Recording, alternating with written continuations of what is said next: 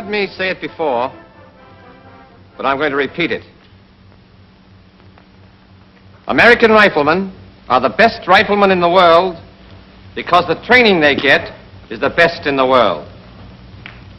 You've begun that training with the sighting and aiming exercises, and you're ready now to go on to the next step.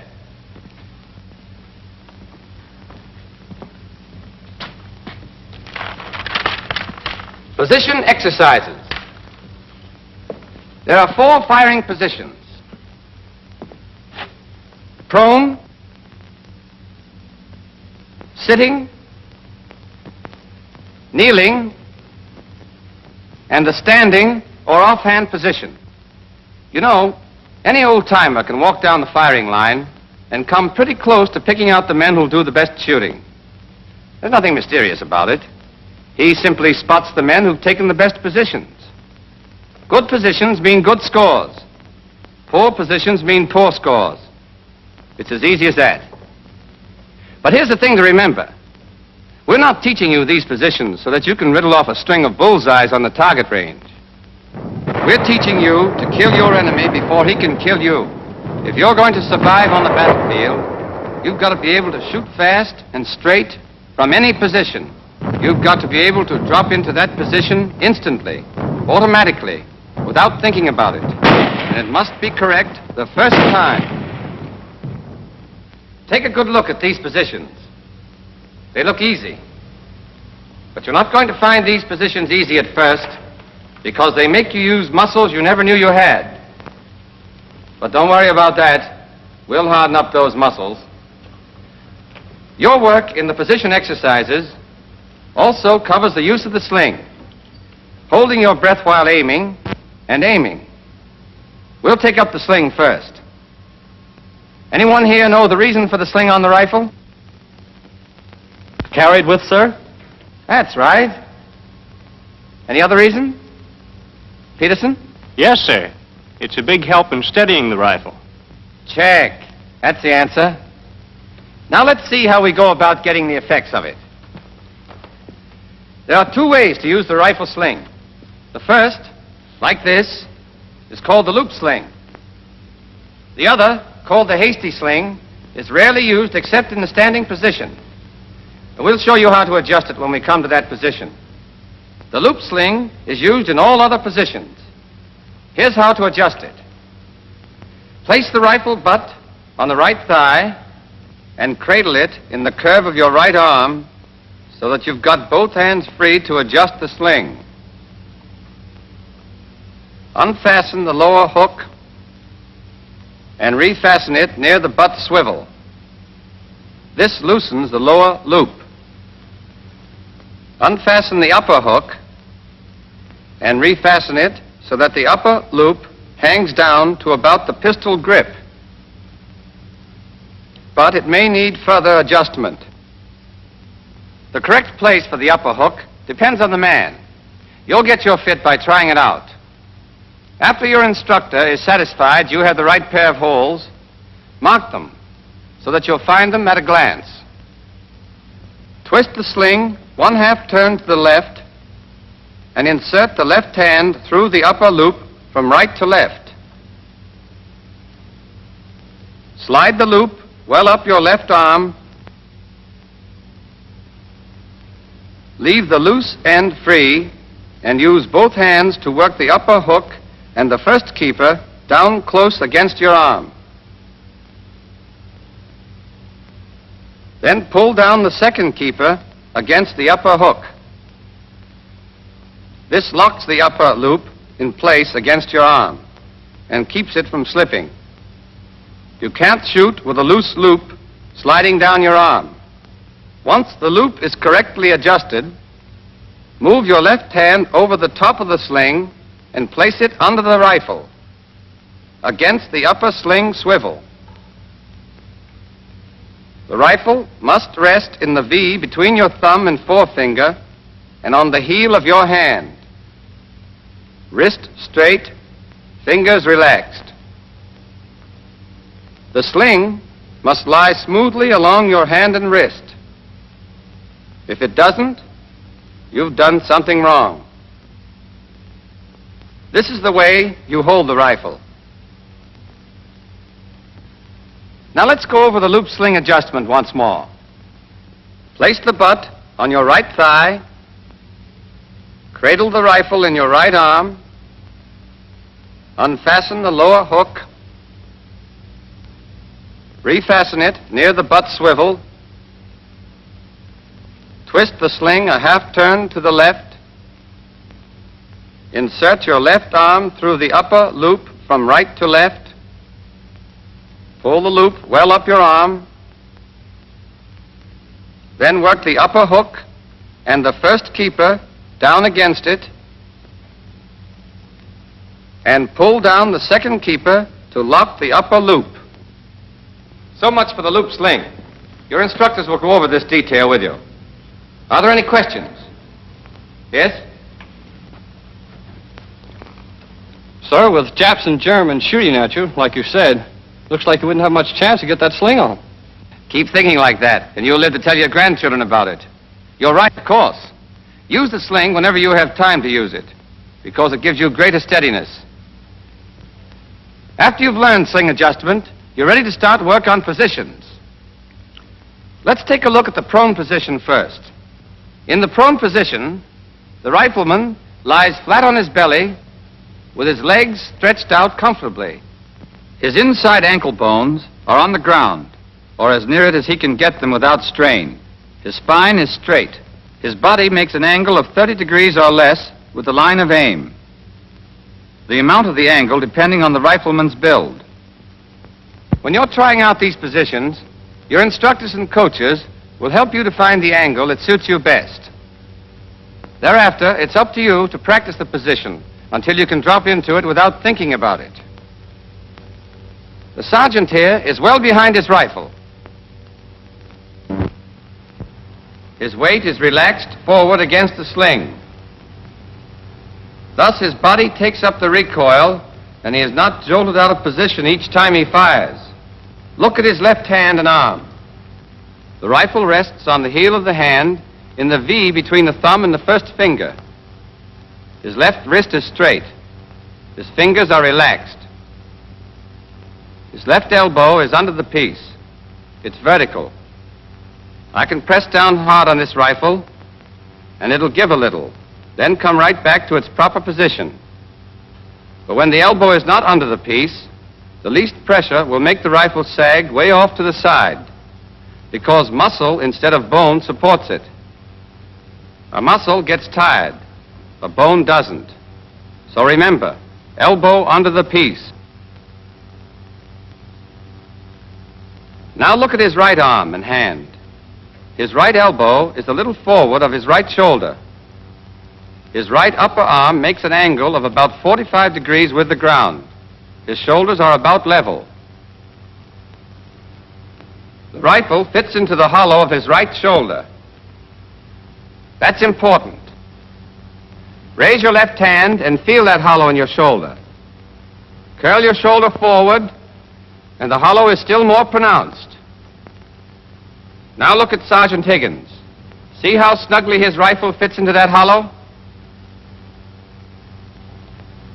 I don't want to see anybody in this company trying to shoot with a rifle on the point of the shoulder here. All that will get you is a sore shoulder. And that means flinching. And flinching means poor shooting. Grasp the small of the rifle stock firmly with your right hand. And get this. Put your thumb across the stock or on top of the stock, never alongside the stock. With your thumb in the right position, you've got a firm purchase for your trigger squeeze and a good support for your cheek. The finger goes inside the trigger guard against the trigger, and the finger is clear of the stock. You can use any part of your finger from the tip to the second joint to squeeze the trigger. What seems natural and comfortable to you will probably give you the steadiest squeeze, and for that reason is the best. Press your cheek firmly against the stock and on your thumb. Let your neck muscles relax and hold your head so that you're looking not out of the corners of your eyes, but straight ahead with your eyes level. That's the correct prone position. It varies a little with each man, depending upon his build, but there isn't much difference. You'll soon discover the exact position that suits you. From there on, it's a matter of practice.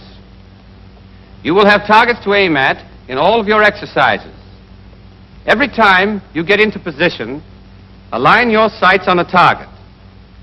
A good soldier does this instinctively. He never even thinks about it. Here's something else. When you take any of the correct firing positions, you will find that the rifle aims naturally and without effort at some one point. If this point is not on the center of the target, move your whole body till the line of aim is the natural line. There's a good way to tell if your body is lined up correctly. After you're in position, close your eye and relax. Then when you open it, if you're on the center of the target, you're okay. If not, shift your whole body. If you shift the rifle independently instead of your body, you'll be in a strained, uncomfortable position. And no man can shoot his best when he's fighting his own muscles.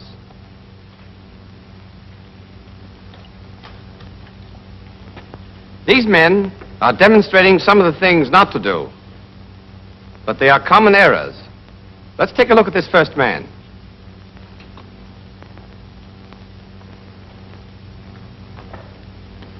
His body is at too great an angle with a line of aim. Now he's behind the rifle, as he's got to be. Look at this man's right elbow. It's too close to his body. He's unsteady. His left hand's too far back. And he's got his thumb alongside the stock. Now he'll assume the correct position.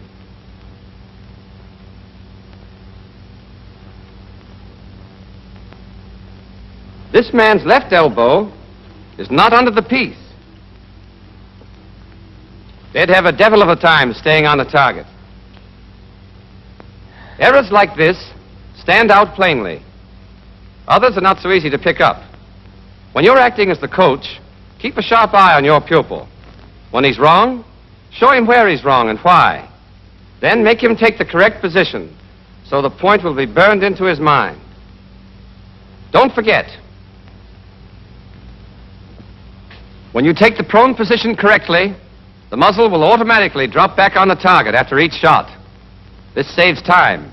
And in battle, a few seconds are enough to settle the argument between you and that guy on the other side. Now, the sandbag rest position is just like the prone position, except that a sandbag is used to support the left forearm, wrist, and hand. The pupil takes the correct prone position and aims at his target. The coach then manipulates the sandbag until it is slightly higher than the back of the pupil's left hand. The coach punches the sandbag with his hand until he gets a perfect fit. This is the coach's job. The pupil can't do it for himself. Next, he faces the pupil, straddles the rifle barrel, and slides the narrow side of the sandbag against the left forearm so that it supports the forearm, the wrist, and the back of the hand. Only the back of the hand rests on the top of the sandbag. It's a common error for beginners to rest the rifle on the sandbag, but it won't work. The sandbag supports the forearm, wrist, and hand.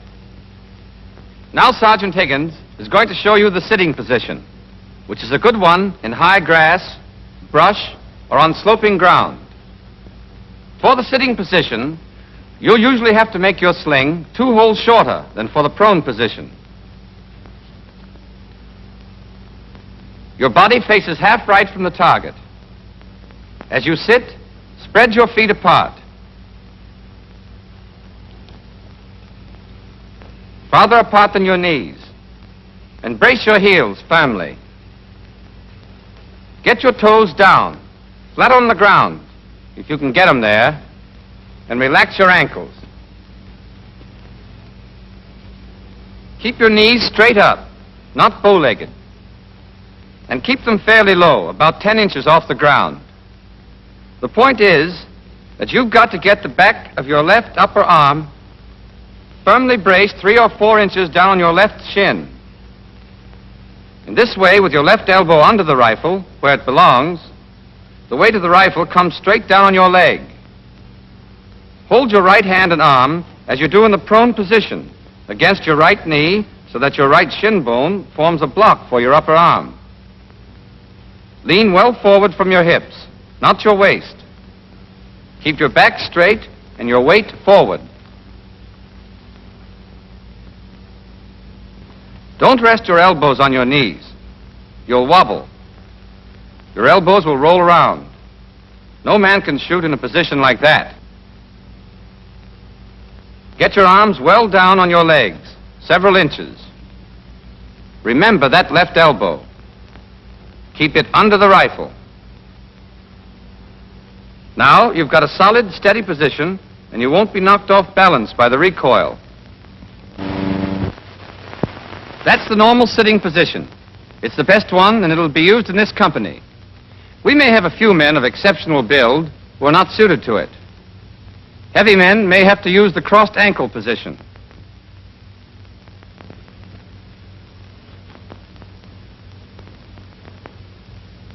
And men with exceptionally long legs may have to take the crossed leg position.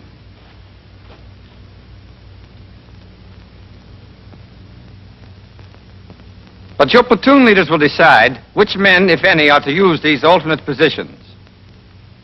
Now, if there are no questions, we'll go on to the kneeling position. Your sling is usually the same length as for the sitting position. First, the half right face. Then get down on your right knee and sit on your heel, so that your top of your foot is flat on the ground. It takes practice, but you can do it. With your heel inclined toward the target like this, your foot helps to brace you against the gun's recoil. Don't sit on the inside of your foot. Rapid fire'd make you bob around like a cork. Sit firmly on the top of your heel, with your weight well forward. Your left elbow is under the rifle and in front of your kneecap, never on top of your kneecap. The position of your left leg depends on your build. The taller you are, the farther to the front your leg will be. Your instructors will help you find a position that suits you best. But your lower left leg, as seen from the front, must always be vertical. Keep your right elbow comfortably high. This makes a snug seat for the rifle in the hollow of your shoulder. If you drop your arm too far, the hollow disappears and the rifle butt tends to move out to the point of the shoulder. Another thing, the lower right leg forms a right angle with the line of aim. At first you'll find the kneeling position unsteady, but don't worry about it. It will never be as steady as the prone or the sitting position, but practice will strengthen your muscles and increase your steadiness. This brings us to the standing or offhand position and the hasty sling, which is rarely used except in this position. Let's start with the sling. First, loosen the lower loop. Twist the sling a half turn to the left. Hold the rifle with your left hand just back of the upper sling swivel, and your right hand at the small of the stock, with the thumb well over on the left side. Then swing the rifle so that the sling falls high on your upper arm. Let go of the rifle with your left hand, pass it under and over the sling, and re-grasp the rifle near the upper sling swivel. The sling now lies smoothly along the arm and hand. It holds the left upper arm and stretches tightly across the chest. That's where you get support, and you need all you can get in a standing position. Adjust your sling for a tight fit. Your instructors will help you. When you get it right, mark it. All right, Sergeant, let's see that again. Here's how to take the standing position. Face right until you're almost at a right angle to the line of aim. Place your feet about 1.5 feet apart. Keep your body erect and well balanced. As you raise your rifle to firing position, fit the butt into the hollow of your shoulder, but higher than in the other position. High enough so that part of it can be seen above your shoulder from the rear.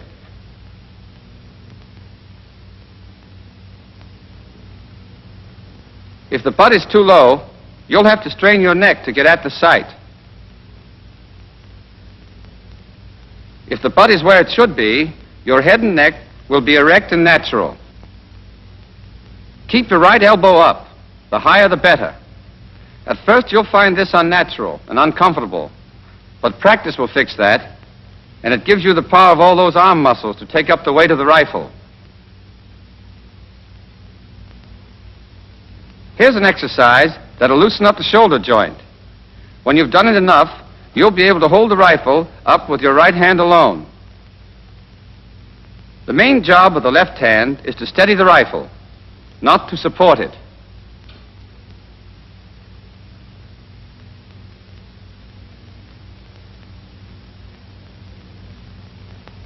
Keep your left elbow well under the rifle,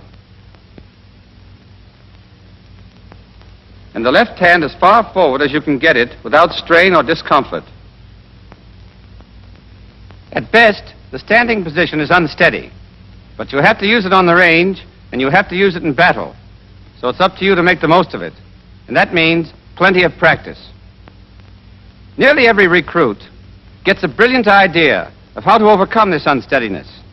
He pulls his left arm back against his ribs, balances the rifle delicately on his thumb and 2 fingers, and blazes away. But that doesn't work, does it, Sergeant Higgins? No, sir. There's only one right way to hold the rifle in the standing position, and the sergeant is showing it to you right now.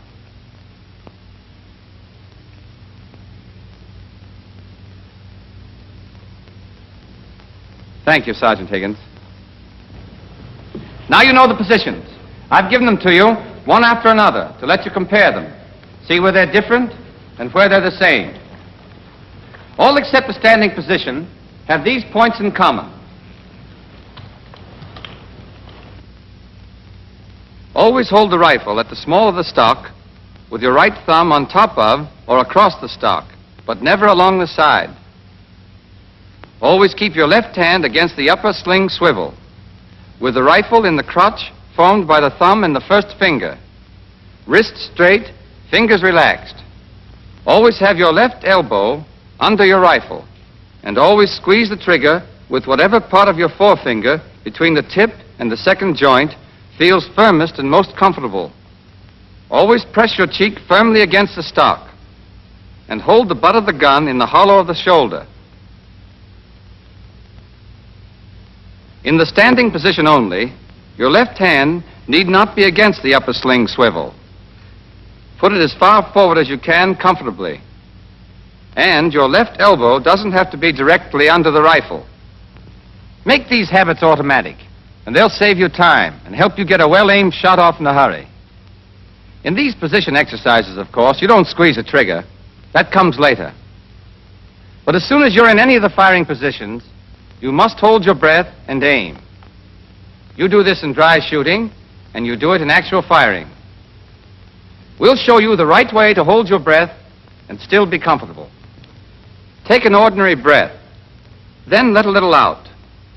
Then hold the rest of that breath while you aim and fire.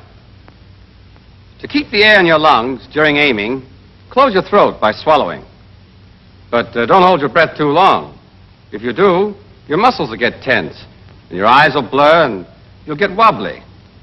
When this happens, relax for a moment and start over again. But don't think you can practically hold your breath. You either hold it or you don't. And while you're aiming and squeezing the trigger, you've got to hold your breath. Whenever you practice any of these position exercises, always check your position carefully. Close your eyes and then open them and see if you're on the center of the target. You must always have a target. Then hold your breath and aim. When you're coach, check your pupil carefully for all these points. Helps them. And it helps you, too. You learn from your pupil's mistakes. You know, it's a soldier's skill that brings him through a battle alive. And the degree of skill you attain as a soldier depends entirely on you. You've got to master not just one firing position, but all four. The enemy isn't going to give you a chance to choose the one you like best. You may be standing in a foxhole with your elbows on the parapet, or behind a tree, or a wall, kneeling in a shell hole, or heavy undergrowth, sitting in a sniper's post, or in a field, or you may be prone in a ditch, or out in the open. That's why we teach you the four firing positions and drill you in them until they become second nature, to get you ready for the tough spots. There'll be plenty of tough spots. And when you get into one, your whole job will be to get your shots off fast and hit what you're shooting at. So work on the firing positions now while you can. Later on, you'll be mighty glad you did, because you'll get your enemy before he gets you.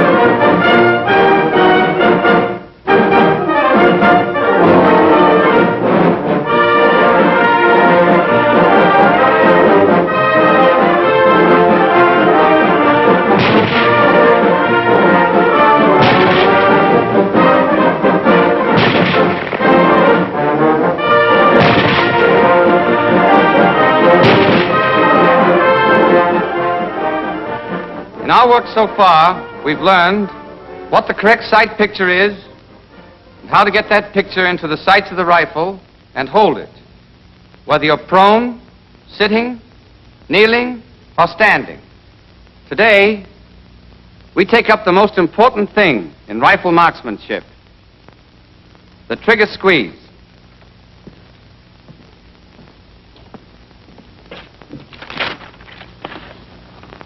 By that term, trigger squeeze, I mean the process you go through to bring your trigger back and fire your rifle.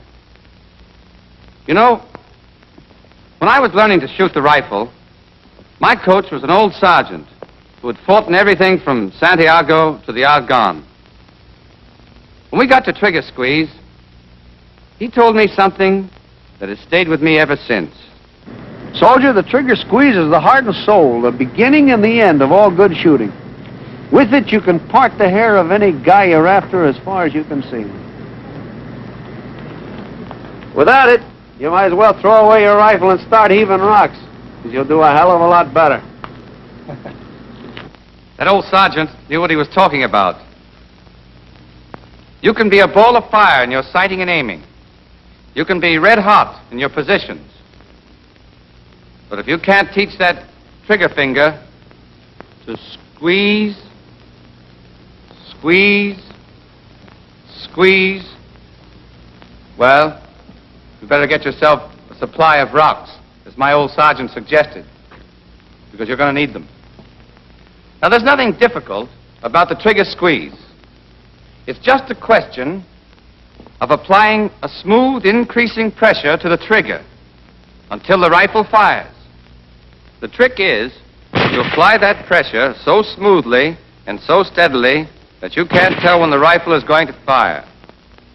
If you can't tell when the rifle is going off, you can't jump or jerk, or, as we say in the Army, you can't flinch.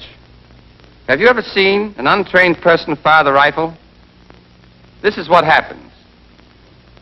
He gets all set, gets into position, draws what he thinks is a fine bead on the target, and then closes both eyes and yanks the trigger.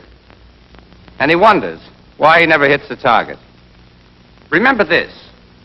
It's instinctive, natural, for every one of us to close both eyes and tighten up when we fire a rifle, if we know when that rifle's going off. But when you do that, you spoil your aim. You not only miss the bullseye, but you may miss the whole target. Now, there's only one way to beat nature on this proposition. And that is to squeeze the trigger so smoothly and to increase the pressure so steadily that you don't know when the rifle is going off. If you don't know the rifle is going off, you can't close your eyes and flinch and spoil your aim before the shot is fired. The worst you can do is bat your eyes after the rifle is fired. And that doesn't hurt anything because the shot is already on its way. Simple, isn't it? Now let's see exactly how you go about learning this trick in your dry shooting. You practice the trigger squeeze in all positions, but you start out in the prone position with a sandbag because that's the steadiest, and it lets you concentrate on the sight picture and squeeze until you get the hang of it. First, you take the prone position and adjust yourself until the rifle points at the target without effort.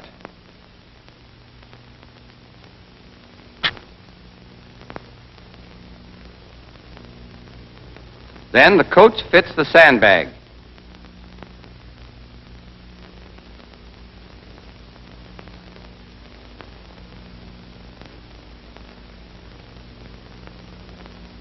The coach takes his position, and the exercise begins.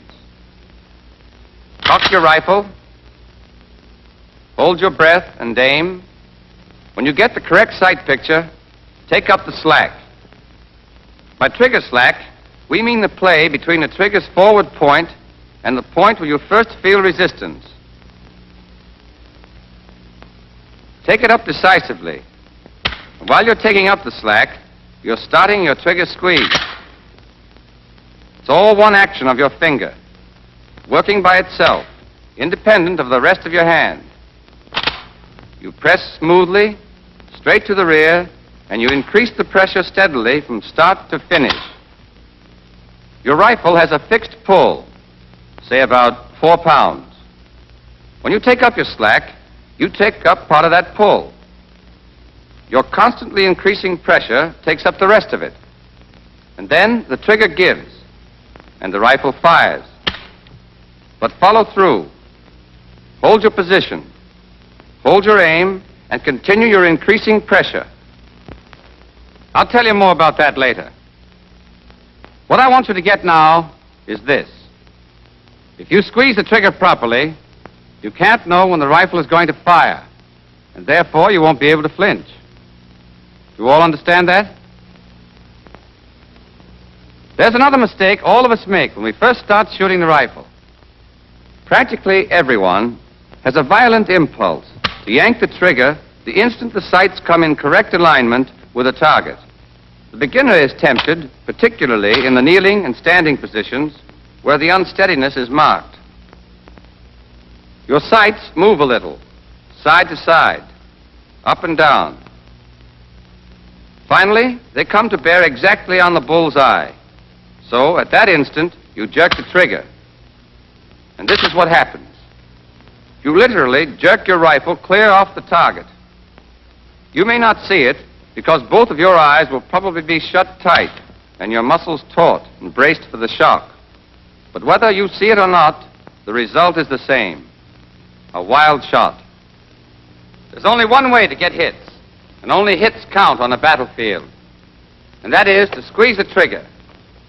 Now, you've seen what happens when you jerk the trigger instead of squeezing it. I'm going to show you why it happens.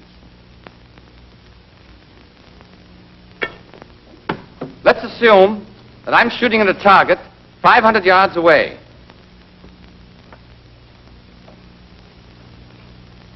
I've got my sights lined up on the left edge of the bullseye. Since the range is 500, I would be using a B target with a 20-inch bullseye. If I fired now, I'd hit the left edge of the black. Now I'm going to move the rifle 20 inches to the right. And let's assume that I've moved the butt and the muzzle exactly the same distance. In other words, my line of aim now is exactly parallel to my line of aim before I moved the rifle. If I'd fired then, I would have creased the left edge of the bull. Who can tell me where I'd hit if I fire now? William? It had creased the right edge of the bull, sir. Right. Do you all understand that? I can move this rifle back and forth 20 inches. And if I fired it anywhere within that space, I'd still get a bullseye as long as I kept my lines of aim parallel. I move the rifle 10 inches to the left again, still keeping my parallel line of aim. If I fired it now, I'd hit the bullseye dead center. But now watch this. I'm going to keep the butt in place and move the muzzle of the rifle just 1 inch. The butt stays the same as it is. I've moved the muzzle only 1 inch. If I fired now, where would it hit? Norton? It would go off to one side, sir. I don't know just where it would hit. Neither do I know just where it would hit. But I can tell you this.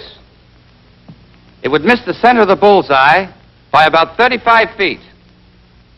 Get that. 35 feet. The point is, when you jerk the trigger, you twist the rifle off the line of aim. When your sights are on the target, you can move your whole rifle from side to side, the width of the bullseye, and still hit it, if the rifle always stays parallel to the line of aim. But if the butt of the rifle remains stationary and you jerk the muzzle off to one side as much as an inch, your bullet will miss the target by about 15 feet at 200 yards, by 21 feet at 300 yards, or by 35 feet at 500 yards. A half-inch movement of the muzzle means a miss by 17 or 18 feet at 500 yards. A quarter-inch movement will cause a miss by 8 or 9 feet. And even a movement as small as a 16th of an inch may make you miss the bullseye. That's why it's so important to take the correct position, so that your rifle and your whole body aim directly at the bullseye. Then, when you squeeze the trigger so smoothly that you don't know when the rifle's going off, the strike of your bullets will be changed only by the natural parallel movements of your body, and your shots will be good. The unsteadiness caused by the natural movements of your body does not seriously affect the aim if you squeeze the trigger correctly. Okay, let's see if you got the point so far. What happens if you jerk the trigger? Harris? It throw your rifle muzzle off the target. If you were shooting at a guy, you wouldn't hit him. Right. Remember it, and you'll get plenty of bullseyes. And guys, too. What should you do? Karinsky? Sir, you should squeeze the trigger so that you won't know when the rifle will go off. Good. Tell me when to squeeze it. O'Neill. You take your position, you hold your breath, you aim, you take up your slack, and then you pull the trigger. Do you pause after you've taken up your trigger slack before you begin to squeeze it? Austin? No, sir. Taking up on the slack starts you on the squeeze. Right. And you go on steadily applying pressure until the hammer falls. Do you flinch and spoil your aim if you squeeze the trigger properly? Marshall? No, sir. Why not? Because you don't know when the rifle's going off. Check. Here's all there is to it. Every time you squeeze the trigger, be sure to do these things. Apply a steadily increasing pressure and continue smoothly until the rifle is fired. I know this seems easy. It is, but it must be practiced over and over. You must develop the habit of thinking only of the sight picture. You must practice until the trigger finger works independently, as if it had a mind of its own. Are there any questions? Sir, How much time should you take to squeeze the trigger? The expert takes about 2 seconds to fire a well-aimed shot. He can do this because he knows his job so well that the whole procedure is almost automatic. Speed comes with practice, and he follows through. Here's what we mean by follow through. After the hammer falls, go right on for an instant doing what you were doing. Hold your breath and aim and apply your steadily increasing pressure on the trigger. This helps overcome the natural tendency to let go, which disturbs the sight alignment. All right. We've shown you how to squeeze the trigger and follow through. And we have a neat little way of checking up on you. With each shot, we have you call out where you think the bullet is going to hit. This is calling the shot. And you do it the instant after the shot is fired. It's a cinch to call your shots if you're squeezing the trigger properly. Well, then your eye is open, and you can see where your sights are aligned when the rifle fires. Of course, if you jerk the trigger or close your eyes and flinch, you won't be able to call your shot because you won't know where your sights are aligned when the rifle went off. The point is that only the man who squeezes the trigger properly can tell where his shot should hit. Here's the system we use to call our shots. Most of you know by now that a hit here is a 5. And in this circle, a 4. And in this one, a 3. Anywhere else on the target is a 2. A miss is a 0. Now, every time you fire a shot, imagine a large vertical clock face on your target with a bullseye in the center. This gives you a simple system of calling your shots. For example, suppose at the instant your rifle goes off, you see your sights aligned so that the bullet will hit here. Then you will call your shot a 4 at 12 o'clock because it's in the 4 circle and in the direction of 12 o'clock. A hit here would be a 3 at 7 o'clock. Here, a 2 at 2 o'clock. And here, a 4 at 11. And here, a pinwheel 5. On the range, you call your shots at slow fire. You and the coach compare the called shot with the actual shot to see if you know where you are aiming when the piece is fired. In dry shooting, there's no way to check whether or not you call your shots correctly, but it's to your advantage to do so.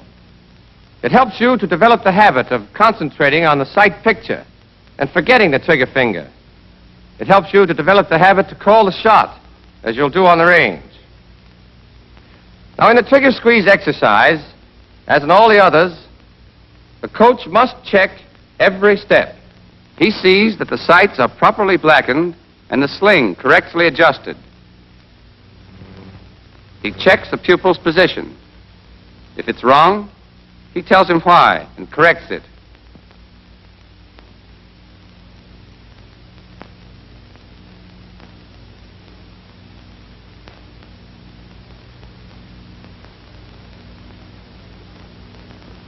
He keeps an eye on the pupil's back during aiming to make sure he holds his breath properly.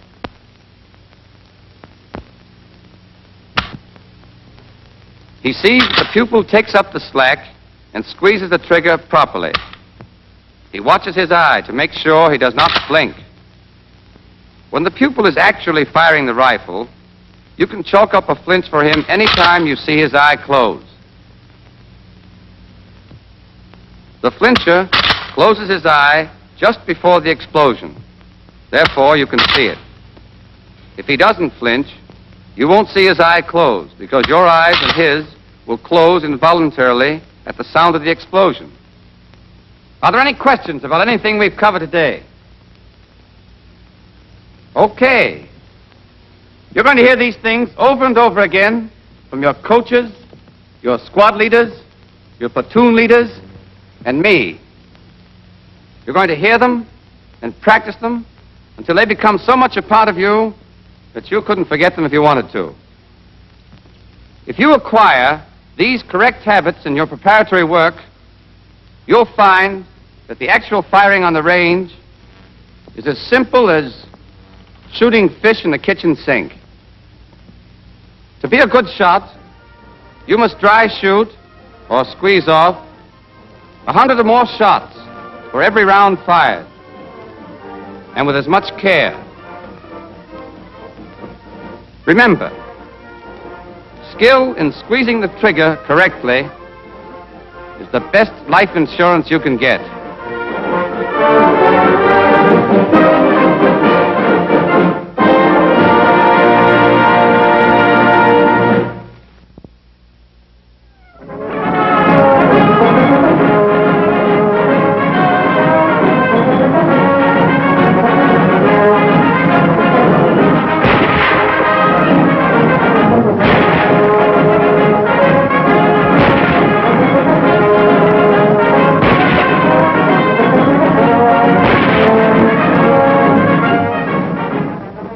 Everything we've been teaching you about the M1 rifle, sighting and aiming, positions, trigger squeeze, the whole course in marksmanship has been leading straight to the subject we're going to take up right now.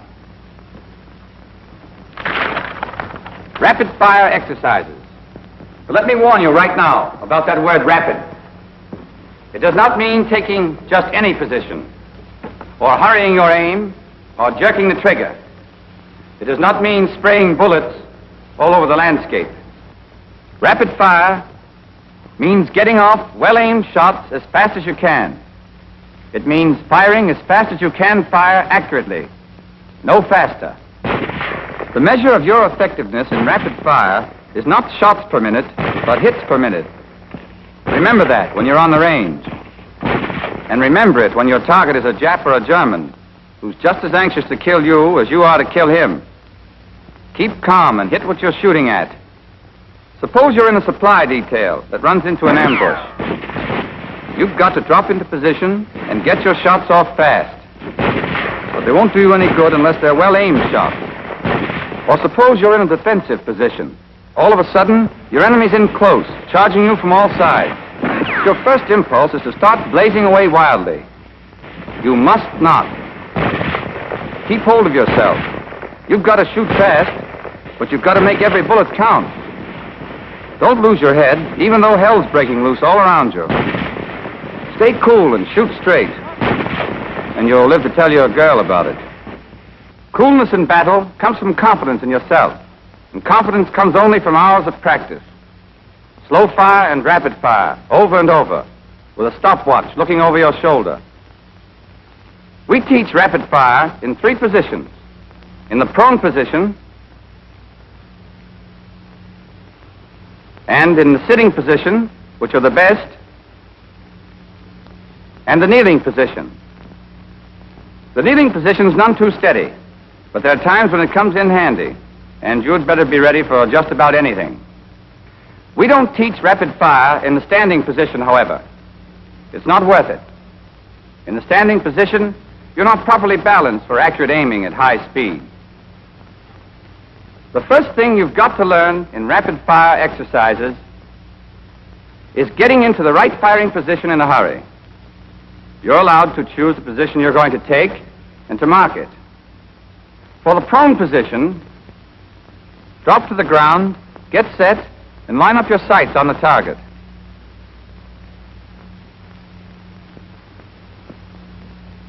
Mark the points for your right and left elbows and the butt of the rifle.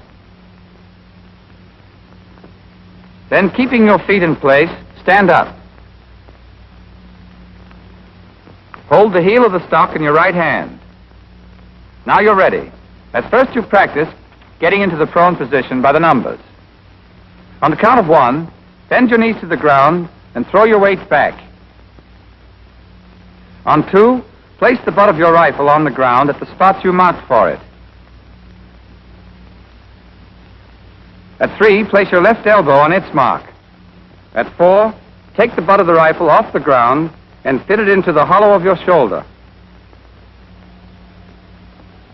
At 5, return your right hand to the small of the stock and drop your right elbow to the ground on the spot marked for it.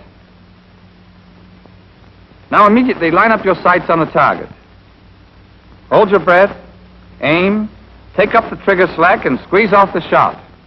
Now, if your position is right, your rifle will naturally fall back on the target after each shot, and you can fire a whole clip with only slight pauses between to get your sights in perfect alignment. At first, you'll practice by the numbers, so that your coach and instructors can check the accuracy of each position and movement. Take it by the numbers once more, Sergeant. Yes, sir. Ready position. 1, 2, 3, 4, 5. Once you've learned it by the numbers, you'll practice against time, so that you can check your progress, see how you're going. We start you slowly and speed you up gradually until you can take your position, aim, and get off your first shot in 9 seconds. Here's how it goes in dry shooting. Watch how smoothly the 5 steps flow together into one continuous motion. Go ahead, Sergeant. Lock. Simulate load. Ready on the right. Ready on the left. Ready on the firing line. Target. Up.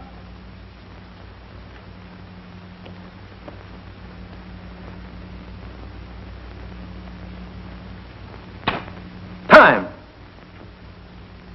9 seconds doesn't sound like much time, but you've just seen that it's plenty for an experienced man.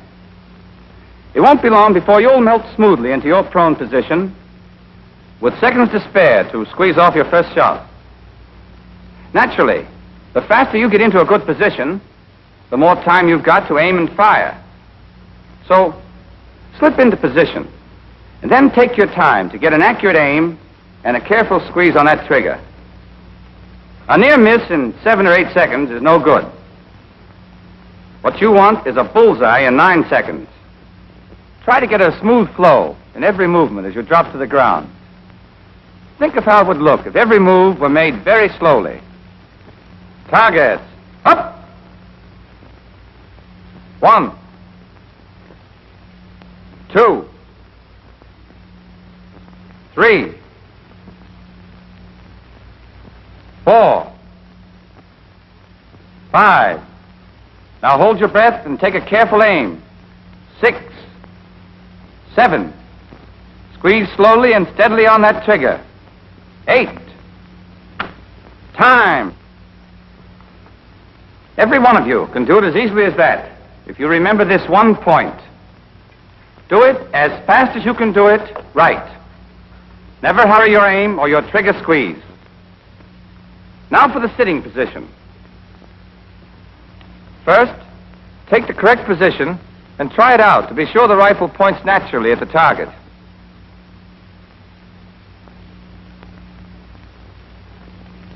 Then mark the places for your heels and your seat. Stand up in the marks for your heels.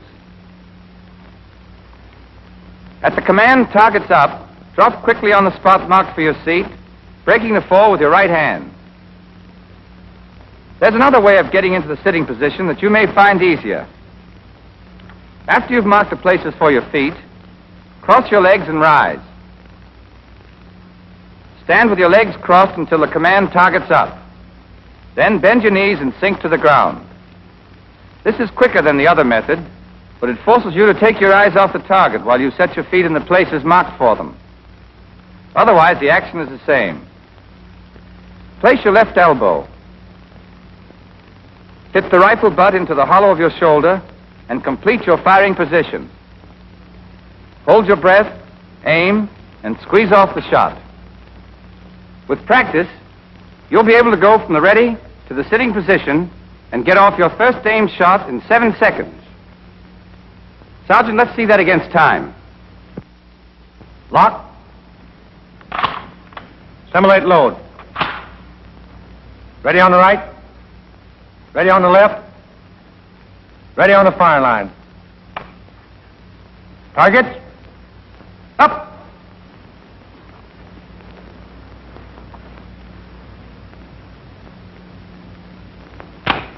Time. Here, too, of course, the quicker you take the correct position, the more time you've got to squeeze off your shot. The exercise in the kneeling position is like the other two. You mark the places for your feet and your right knee and get up.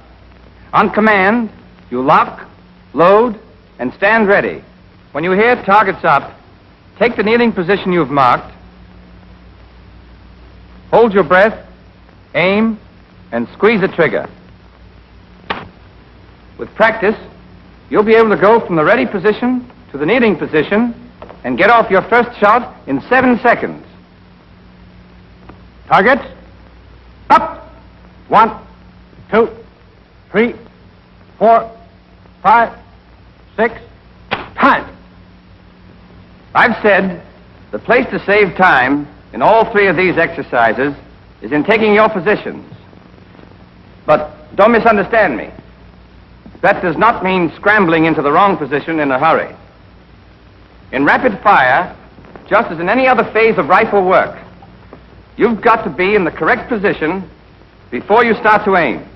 After you've learned to take the 3 firing positions and squeeze off your first shot at the required speed, you're ready for the cadence exercise, the purpose of which is to develop a rhythm, a regular beat, at about 3-second intervals.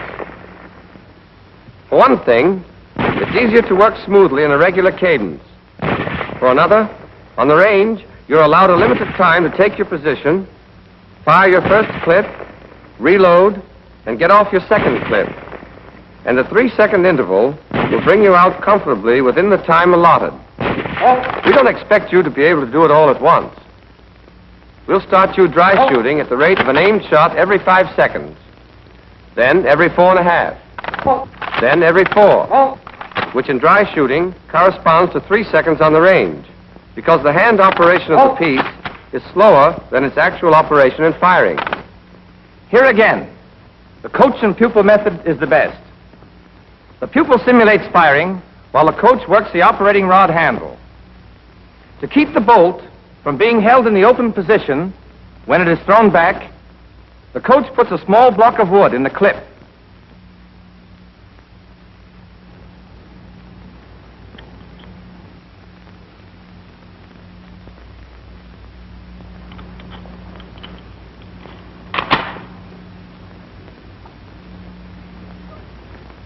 There are several other ways to get the same result. But in this company, we find this method the easiest and the best. Your squad leaders will have a supply of these blocks and will issue them when they are needed.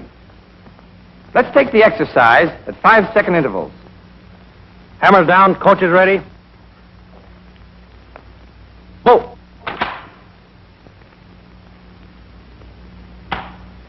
Bolt. Bolt. Bolt. Bolt. Bolt. As I said before, in these exercises, the coach is just about as important as the rifle. In the cadence exercises, when he forces back the operating rod handle, he acts as part of the rifle. In doing this, he must not lean against the handle.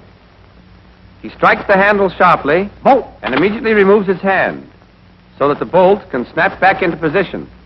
It's a good idea for the coach to wear a glove or wrap a handkerchief around his hand. Strike that operating rod handle a couple of 100 times if you want to know why. Notice that the coach strikes the handle only when the command bolt is given by the instructor. But notice, too, that the command is given whether or not the rifleman has squeezed off his shot. If the pupil is late, the coach does not operate the bolt, but waits for the next command after the pupil is fired. You'll do this exercise a minute at a time, in the prone, then in the sitting, then in the kneeling position, gradually speeding up the cadence until you're proficient. In cadence exercises, be sure to take the correct position so that your sights return automatically to the aiming point after each shot. Keep your eye constantly on the sight picture and squeeze that trigger with a steadily increasing pressure until the hammer falls. Then keep your finger on the trigger for the next shot. Yes, I'll say it again. It's constant drill in speed and accuracy that makes the expert rifleman. But even constant drill won't do you any good unless you make each movement right every time. After you've learned to fire in cadence, you'll move on to 2 exercises in simulated rapid fire. For the first of these, you'll use a clip with a wooden block.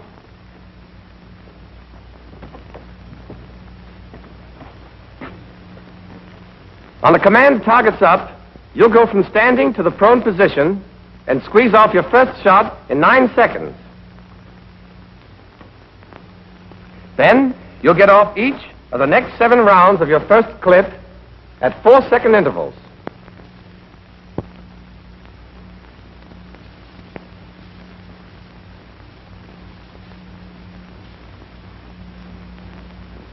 But there won't be anybody to call off these intervals for you.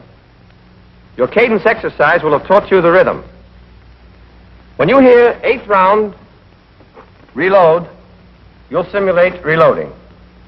And you'll have 9 seconds to do it. And squeeze off your 9th shot. Once again, 4 seconds each for the next 7 rounds.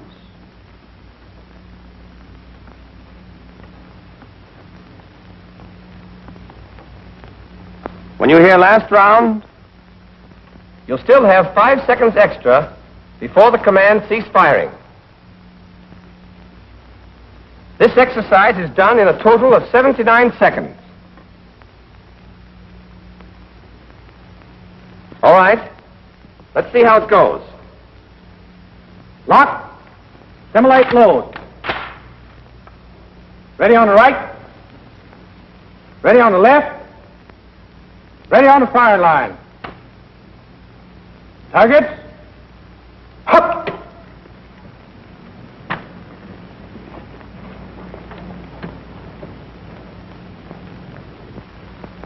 Good. First round. The first shot should be fired in the first 9 seconds. You've got 4 seconds for each of the next 7 shots. 4. Ha. 6. 7. Your 8th shot should be off by the time you hear this. 8th round. Reload. Remember, you count your own shots. If you fired the 8th round before you hear reload, you don't have to wait. Reload immediately. 10. 7. 12. 13. If you keep your fire rhythmical and steady, you'll get off your last shot just as it's called. 15. 16. Last round. If you don't, you still have 5 more seconds to finish up without hurrying. Firing. That's your first exercise in simulated rapid fire. But before we go on, there are several things I want to point out. In all of your rapid fire exercises, be sure to count your shots aloud, as you heard Private Oss do just now. By counting the shots, you know exactly what's left in your clip, and you're ready to reload when you should, which saves time. But there's another reason. You've got to use the air in your lungs to call the number, and that forces you to breathe at just the right time. But don't get the idea that counting aloud is just a training exercise. You'll call the numbers out in battle, too. And your reasons for doing it will be the same, but a whole lot stronger. In combat, knowing when to reload will save more than time. Getting caught with 1 round in your rifle when the enemy is coming at you is as good a way as any to put an end to your career. When you're firing, keep your eye on the target all the time. Don't look away. If you squeeze your trigger properly, the recoil will jerk your head up a little, but it'll fall back with the rifle. And when you have to look away to reload, be sure you get back on the right target. On the range, the prettiest dead center 5 on the wrong target goes down on your score as a 0. And remember, the habits you're forming now are the ones you'll take with you into battle, where your target is hard to see and is easily lost. In dry runs, the command bolt is not given. The coach listens for the click of the hammer and strikes the operating rod handle back the second he hears it. When you simulate, or pretend, to load that second clip, don't hurry it. If you do, you'll only cheat yourself out of some valuable training. Don't do it as Private Auster's doing it now. That kind of exercise is worse than none because it creates bad habits. Go through your simulated reloading exactly as if you were handling a clip. A fumble in reloading when you're firing for record would knock your score into a cocked hat. That's your first exercise in simulated fire, and you'll practice it in the prone, sitting, and the kneeling positions.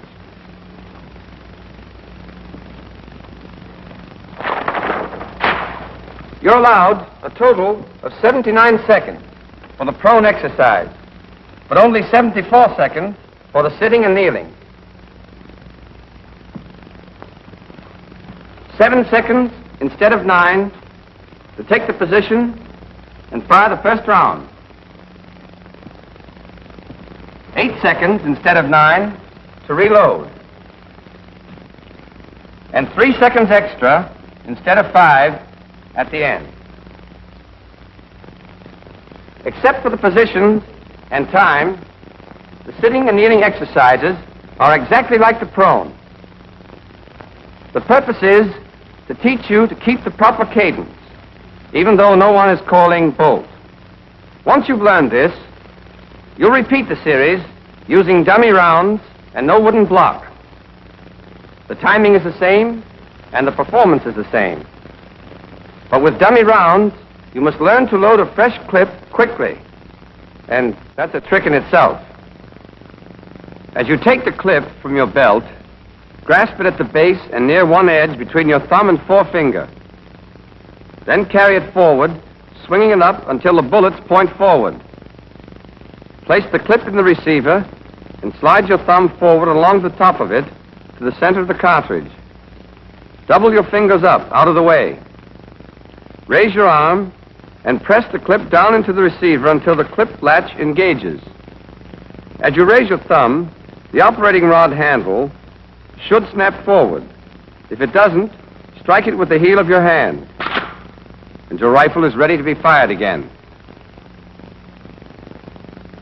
Here's how a trained rifleman reloads in the prone position.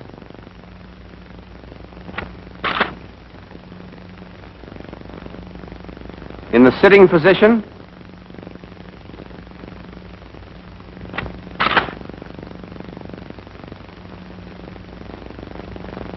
and in the kneeling position.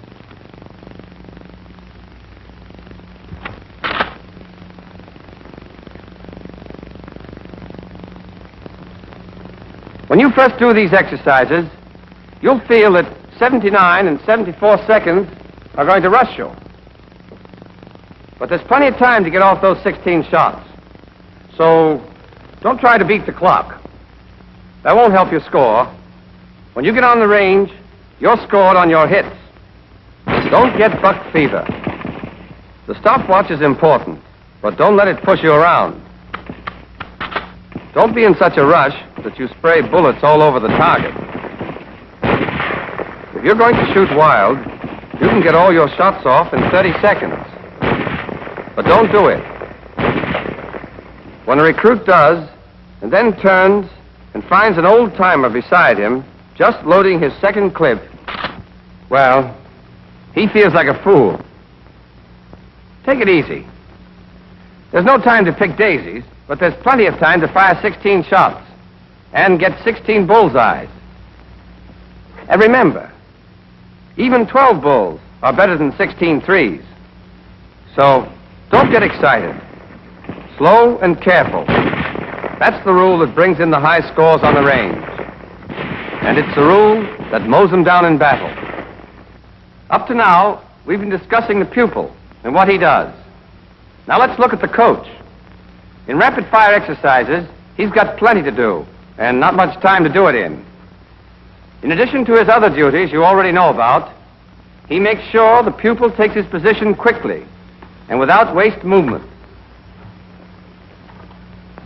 That he takes up the trigger slack with one decisive action and squeezes the trigger correctly. 1, 2, 3, 4. That he breathes after each shot. 5, 6, That he keeps his finger on the trigger. 7, 8. And that when he reloads from the belt, he doesn't fumble.